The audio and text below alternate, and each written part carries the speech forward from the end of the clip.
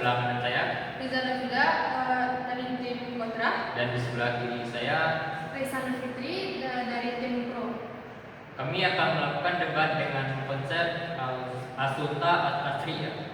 Assalamualaikum warahmatullahi wabarakatuh. Yang terhormat Bapak dosen pengampu mata kuliah, yang saya hormati para peserta debat serta rekan-rekan sekalian yang saya banggakan. Puji dan syukur kita panjatkan kehadiran Allah Subhanahu wa taala karena atas limpahan rahmat dan karunia-Nya kita dapat berkumpul pada hari ini dalam keadaan sehat walafiat. Salawat serta salam semoga senantiasa tercurah kepada junjungan kita Nabi Muhammad SAW. Pada kesempatan ini, izinkan saya memandu jalannya debat dengan konsep As-Sulta At-Tasriyah. Tema ini mengangkat persoalan penting mengenai siapa yang memiliki kewenangan dalam menetapkan hukum Islam. Apakah mutlak hanya kepada Allah dan Rasul, ataukah manusia juga memiliki peran melalui ijtihad? Baik, untuk sesi pertama masing-masing tim akan menyampaikan argumen utamanya. Tanpa interupsi, saya persilakan terlebih dahulu pada tim Pro untuk menyampaikan argumennya. Terima kasih moderator. Saya ingin memulai dengan satu pemahaman dasar bahwa hukum Islam tidak hanya bersifat ilahi, tetapi juga memiliki dimensi aplikatif dalam kehidupan manusia yang terus berkembang. Memang benar bahwa sumber utama hukum dalam Islam adalah Allah Subhanahu wa taala dan Rasulullah Shallallahu alaihi wasallam. Namun, yang perlu dipahami adalah bahwa tidak semua persoalan kehidupan dijelaskan secara rinci dalam Al-Qur'an dan Sunnah. Oleh karena itu, diperlukan suatu mekanisme untuk menjawab persoalan baru yang terus muncul. Mekanisme tersebut adalah ijtihad. Allah Subhanahu wa taala berfirman dalam Quran surat An-Nisa ayat 59 yang memerintahkan kita untuk taat kepada Allah, Rasul dan ulil amri. Hal ini menunjukkan bahwa terdapat otoritas lanjutan dalam pengelolaan urusan umat, termasuk dalam bidang hukum. Selain itu, dalam hadis Mu'adz bin Jabal, Rasulullah Shallallahu alaihi wasallam memberikan legitimasi terhadap penggunaan ijtihad ketika tidak ditemukan dalam Al-Qur'an dan Sunnah. Hal ini menunjukkan bahwa ijtihad merupakan bagian yang tidak terpisahkan dalam sistem hukum Islam. Dalam konteks ini, peran mujtahid, mufti, hadi, dan al-hali wa akhdi menjadi sangat penting. Mereka bukan menciptakan hukum baru, tetapi menggali, menafsirkan, dan merumuskan hukum dari sumber yang ada agar dapat diterapkan dalam situasi yang berbeda. Dengan demikian, konsep sulta at-tasyriyah tidak hanya berhenti pada Allah dan Rasul, tetapi juga melibatkan peran manusia dalam mengembangkan hukum melalui ijtihad sehingga hukum Islam tetap relevan sepanjang zaman. Terima kasih kepada tim Pro atas penyampaian argumennya. Selanjutnya saya persilakan kepada tim Kontra untuk menyampaikan argumennya. Terima kasih moderator. Saya berpendapat bahwa kewenangan menetapkan hukum hanya milik Allah SWT. Hal ini sudah dijelaskan dalam surat Al-An'am ayat 57 bahwa menetapkan hukum hanya Allah SWT. Rasulullah berperan sebagai penyampai wahyu, bukan membuat hukum yang berdiri sendiri. Adapun manusia seperti mujtahid, mufti, dan al-halil wal ahdi yang berperan sebagai memahami dan menerapkan hukum yang sudah ada. Saya tidak menolak ijtihad, tetapi ijtihad itu bukan pembuat hukum. Ijtihad hanya sebatas usaha untuk mencari hukum yang dari sumber yang telah ada dan ditetapkan.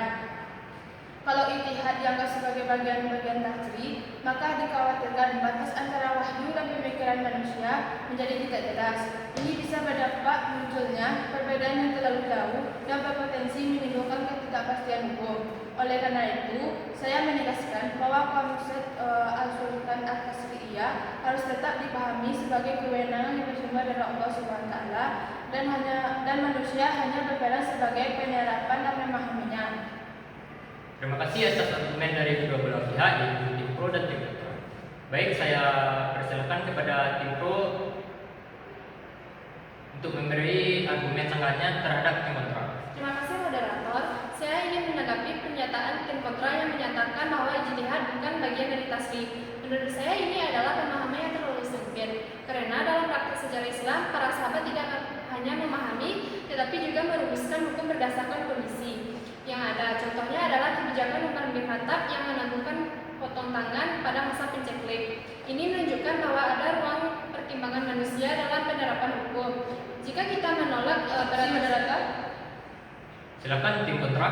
terima kasih moderator. Menurut saya, contoh itu lebih tepat disebut sebagai penyesuaian penerapan, bukan penetapan hukum baru. Adapun yang dilakukan oleh umat berkata bukanlah membuat hukum baru, melainkan menunda penerapan hukum karena kondisi tertentu. Itu adalah bagian dari penerapan. Terima kasih moderator. Silakan Tim Pro.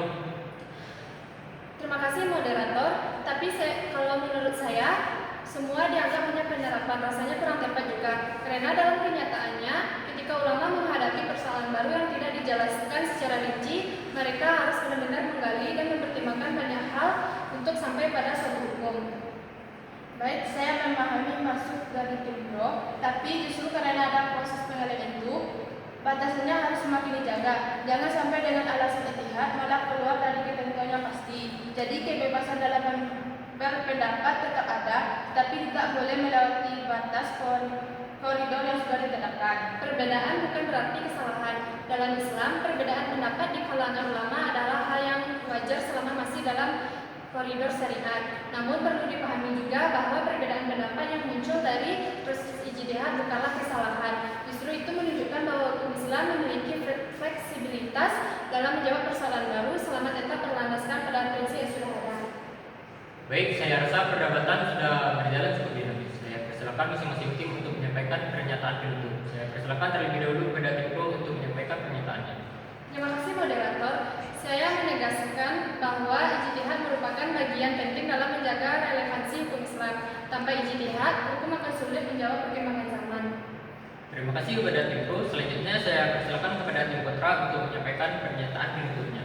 Terima kasih moderator. Saya menegaskan bahwa kewenangan menetapkan hukum hanya milik Allah Subhanahu wa taala. Manusia hanya sebatas menyampaikan, menerapkan hukum tersebut, bukan membuat hukum tersebut. Baik, dengan demikian berakhirlah debat pada hari ini. Sebagai penutup, dapat kita simpulkan bahwa perdebatan hari ini menghadirkan dua sudut pandang yang saling melengkapi memahami konsep sulta at-tasriyah. Tim kontra menegaskan bahwa kewenangan menetapkan hukum secara mutlak adalah milik Allah Subhanahu wa taala, dengan Rasulullah SAW sebagai penyampai wahyu, serta manusia hanya berperan dalam memahami dan menerapkan hukum yang telah ditetapkan. Sementara itu, Tim Pro menekankan bahwa meskipun sumber hukum tetap berasal dari Allah dan Rasul, para manusia melalui ijtihad sangat penting dalam menggali, menafsirkan dan menyesuaikan hukum dengan perkembangan zaman agar tetap relevan. Dari kedua pandangan tersebut dapat kita pahami bahwa terdapat titik temu, yaitu pengakuan bahwa Allah Subhanahu wa taala adalah sumber utama hukum, serta ijtihad merupakan instrumen penting dalam memahami dan mengaplikasikan hukum Islam. Dengan demikian, perbedaan terletak bukan pada sumber hukum, melainkan pada sejauh mana para manusia dalam proses penetapan dan penerapan hukum tersebut. Semoga diskusi ini dapat memperbanyak pemahaman kita dalam menyikapi perbedaan pendapat dalam Islam. Wassalamualaikum warahmatullahi wabarakatuh.